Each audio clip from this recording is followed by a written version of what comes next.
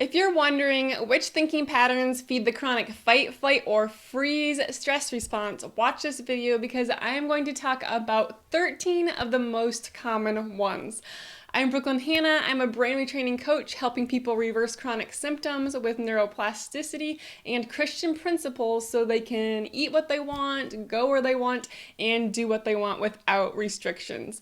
Go ahead and subscribe to this channel to be notified when we post a new video every single Tuesday. Hit that bell to be notified.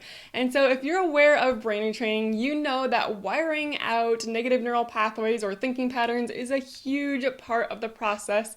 And many people don't realize that their own thinking can initiate a stress response, causing stress hormones such as cortisol and adrenaline to be secreted throughout the body, which creates and causes chronic symptoms. And in order to wire out these thinking patterns, you have to first become aware of them, the ones especially that you consistently entertain. So most of our thoughts are subconscious, meaning you're not really fully aware of them. They're kind of just running in the background. But the good news is that you can bring them into consciousness. So as you're listening to this little list, do a little self-reflection to see which ones are common for you. So number one is rumination. So this can occur when you constantly think about your symptoms or any other trauma or thing you're worrying about. You just can't get it off your mind, right? You can't stop thinking about it, talking about it. You can't stop talking about your symptoms or researching them.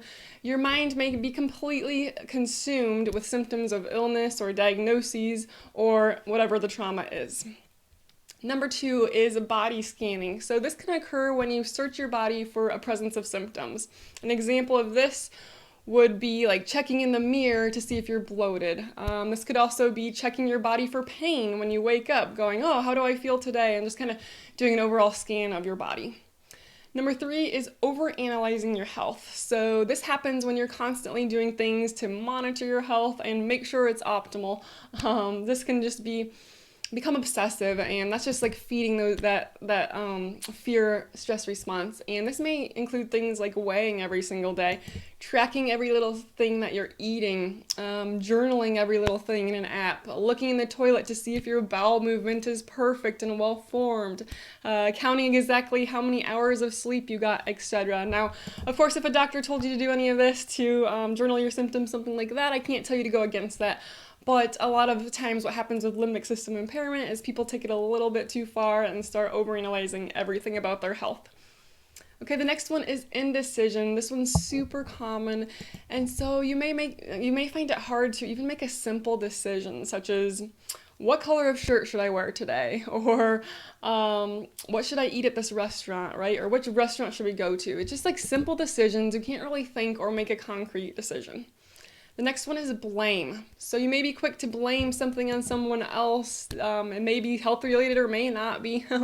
You fail to I guess I shouldn't say fail, but you don't really accept responsibility for your circumstances or the actions that you've taken and what you've done. For example, this could be something that happened in the past, or it could be your current health situation or whatever. And the next one is living in the past. This is super common. You may bring up past traumas or stressors, and as you're thinking about them and talking about them, your brain is reliving them, because your brain doesn't know the difference if you're just thinking about something or it's actually happening. So if you're thinking about a past trauma or something that happened to you in the past, or how someone else treated you poorly, your brain believes it's happening right now, and it creates kind of a stress response. And the stress hormones of cortisol and adrenaline and norepinephrine just flow throughout the body, and that is obviously not helping heal your brain or your body. So so it could be something related to your past. Maybe you have like certain medical traumas or whatever it is. Maybe you just keep ruminating on the diagnosis you got 2 years ago, right? It could literally be anything, or a past hurt, emotional hurt of some sort. So the next one is allowing your symptoms and diagnoses to define you. So for example, let's just say you've been told that you have mold illness, Lyme, SIBO, whatever it is.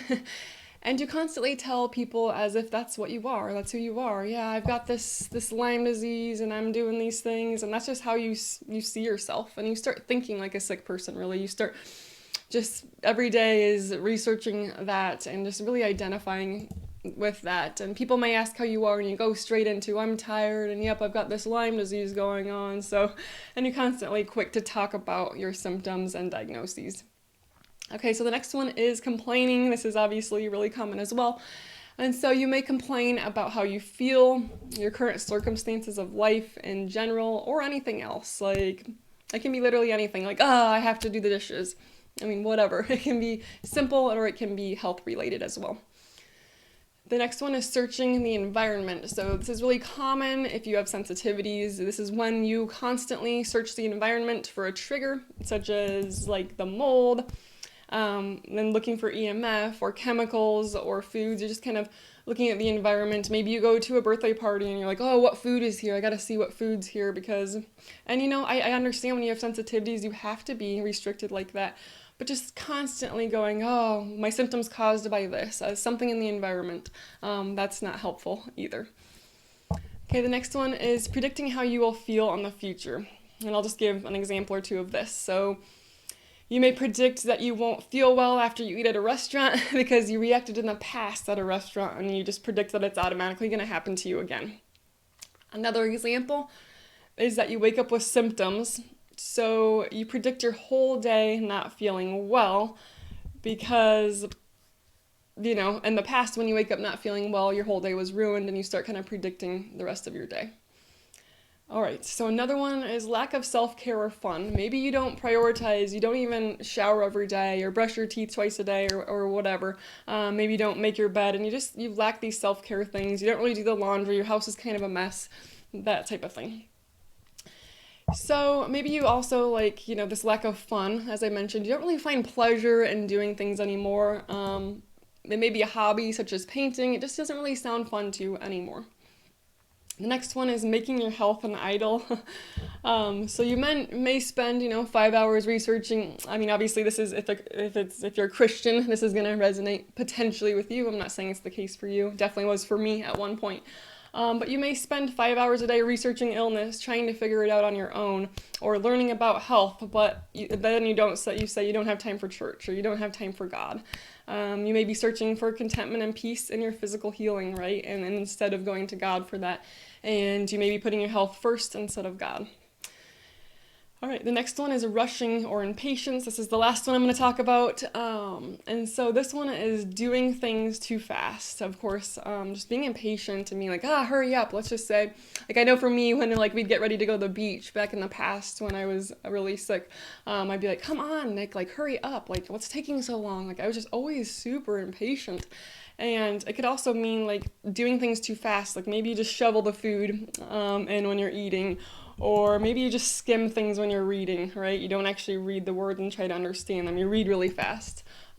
There's many, many ways this shows up. So there's a list. It's just a few of them. It's common ones I see. In our limbic system rewire program, I think we have a list of 40. However, there's everybody has different ones, right? And there's a lot more than that as well. So you just have to become aware of your own. And so just curious, did a couple of those or all of those resonate with you? Comment below. I'd love to hear, and let us know if you have some of these thinking patterns. And the good news is that they can be wired out. So there's nothing to fear, nothing to worry about. But we just know that many of these thinking patterns lead us to fear, and they lead us to negative emotions and behaviors, which is not healing to the brain. It makes us focus on our symptoms, our diagnoses, our illness, making us think we're a worst case scenario, we're never going to heal. And like I said, of course, this is a very short list, and you have to just really start monitoring and becoming aware of your thinking patterns, because everybody's are literally different. No two people are thinking the same thoughts every day, right? So I can tell you all these things, but you've got to really bring them out of the subconscious yourself. And so it's super powerful when you start to recognize them, because then you can change it. But if you're not aware of them, then you can't change them. So I hope you found this was helpful. And also, if you want to discover a natural 3-step system that can provide relief from food and environmental sensitivities without labs, supplements, or restricted diets, watch our free masterclass. It's linked below. Also, join our free Facebook group. It's called Brainy Rewiring for Health and Happiness.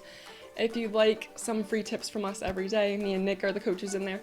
And so God bless and Godspeed.